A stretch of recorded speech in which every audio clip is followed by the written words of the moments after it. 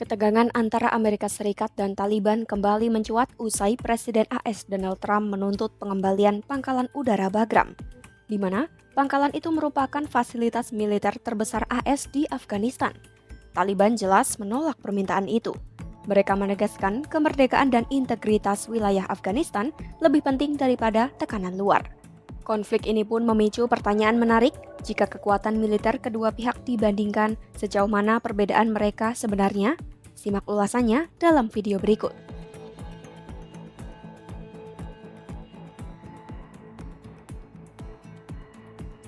Bagram, pangkalan militer terbesar AS di Afghanistan, menjadi pusat operasi utama sejak invasi 2001 hingga penarikan pasukan AS yang kacau pada 2021. Selama periode itu, fasilitas ini juga difungsikan sebagai penjara tempat ribuan orang ditahan tanpa proses hukum. Setelah runtuhnya pemerintah Afghanistan pada 2021, Taliban merebut kembali pangkalan tersebut.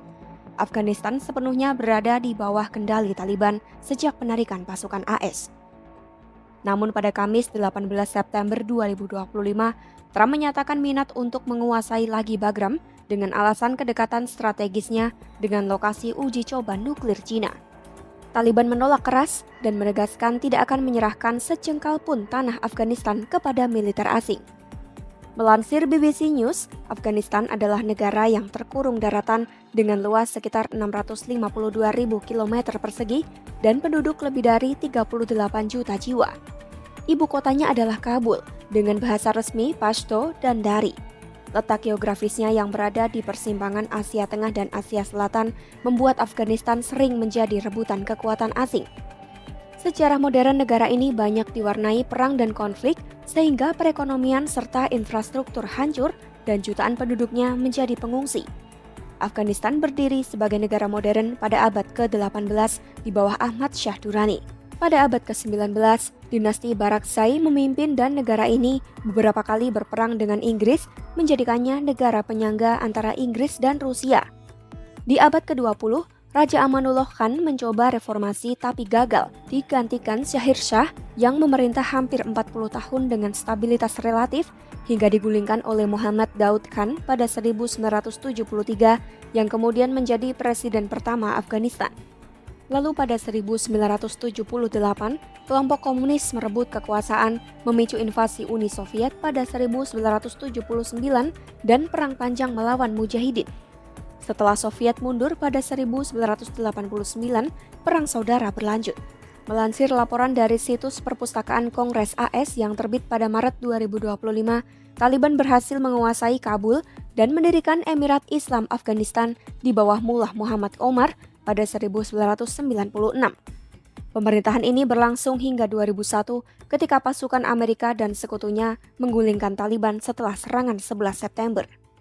Pasca 2001, pemerintahan sipil mulai dibentuk. Hamid Karzai menjadi presiden pertama yang terpilih secara demokratis dan memimpin hingga 2014. Ia kemudian digantikan oleh Ashraf Ghani yang menjabat sampai 2021 sebelum melarikan diri saat Taliban kembali berkuasa. Kini, pemimpin tertinggi mereka adalah Hibatullah Akhundzada yang menjabat sejak 2016. Akhundzada memegang kekuasaan penuh baik secara politik maupun agama. Pemerintahannya masih menghadapi banyak tantangan, termasuk perlawanan dari ISIS, krisis ekonomi, dan tekanan internasional karena kebijakan yang membatasi hak perempuan dan kebebasan pers.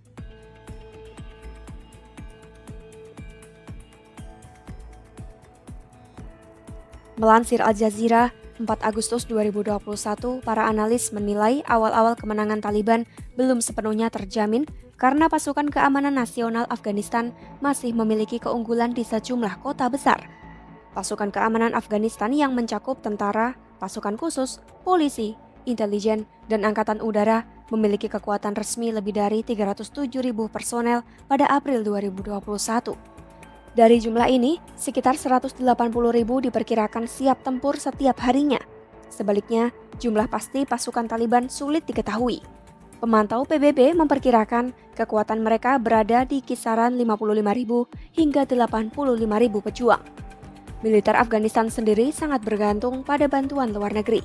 Untuk dapat bertahan, mereka membutuhkan dana 5 hingga 6 miliar dolar AS atau sekitar 99,6 triliun rupiah per tahun, di mana sekitar 75% biasanya ditanggung oleh AS. Taliban meski tidak memiliki pendanaan resmi, mampu menghasilkan 300 juta hingga 1,5 miliar dolar per tahun atau sekitar 4,9 triliun hingga 24 triliun rupiah. Sumber dana mereka berasal dari perdagangan narkotika, pemerasan bisnis, pungutan di daerah yang mereka kuasai, serta aktivitas kriminal lainnya. Taliban juga kerap dituding mendapat dukungan dari negara tetangga seperti Pakistan, Iran, dan Rusia meski pihak-pihak tersebut membantahnya. Kemudian pasukan Afghanistan memiliki keunggulan teknologi berkat investasi puluhan miliar dolar dari Amerika Serikat sejak 2001. Mereka dilengkapi senjata modern buatan barat, kendaraan lapis baja, artileri, serta keunggulan utama berupa angkatan udara dengan 167 unit pesawat dan helikopter. Sebaliknya, Taliban mengandalkan senjata ringan seperti AK-47, granat berpeluncur roket, mortir, hingga senjata anti-tank sederhana.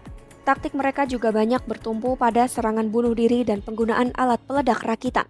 Namun, Taliban sering memperoleh keuntungan dengan menyita senjata dan peralatan canggih buatan barat yang sebelumnya dipasok kepada militer Afghanistan. Meski unggul dalam jumlah dan teknologi, pasukan Afghanistan menghadapi masalah serius dalam moral dan kohesi. Sementara Taliban dinilai memiliki kekompakan lebih besar, semangat ideologi, ditambah janji keuntungan materi, membuat banyak pejuangnya tetap loyal meski ada perbedaan internal.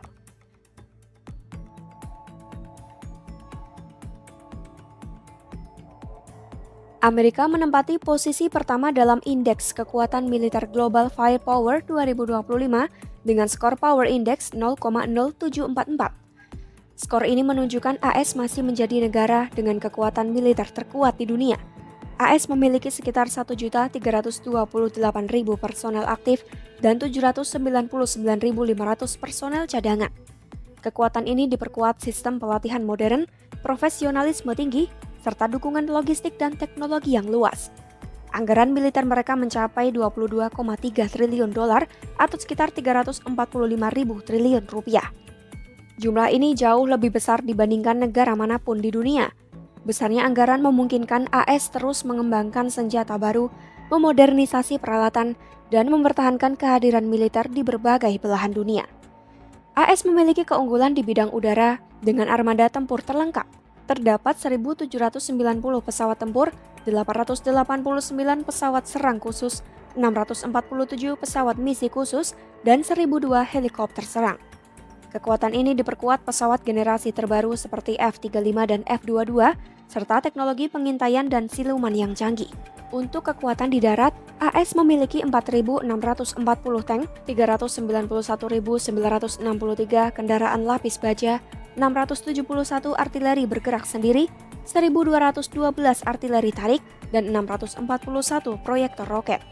Sedangkan di laut, AS memiliki 440 kapal perang, termasuk 11 kapal induk dan 9 kapal induk helikopter. Armada ini juga didukung 70 kapal selam, 81 kapal perusak, 26 korvet, dan 8 kapal ranjau. Keunggulan AS tidak hanya didukung oleh jumlah dan teknologi, tetapi juga jaringan sekutu global khususnya melalui NATO. Di samping itu, AS memiliki persenjataan nuklir yang memberikan daya tangkal sangat besar. Kombinasi antara teknologi, sumber daya, sekutu, dan anggaran yang sangat besar membuat Amerika tetap menjadi kekuatan militer utama dunia.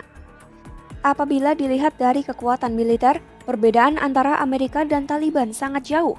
AS mampu melaksanakan operasi militer di seluruh dunia dan mempertahankan pengaruh globalnya. Sementara Taliban hanya memiliki sekitar puluhan ribu pejuang dengan persenjataan sederhana dan sebagian besar hasil sitaan, serta beroperasi tanpa anggaran militer resmi.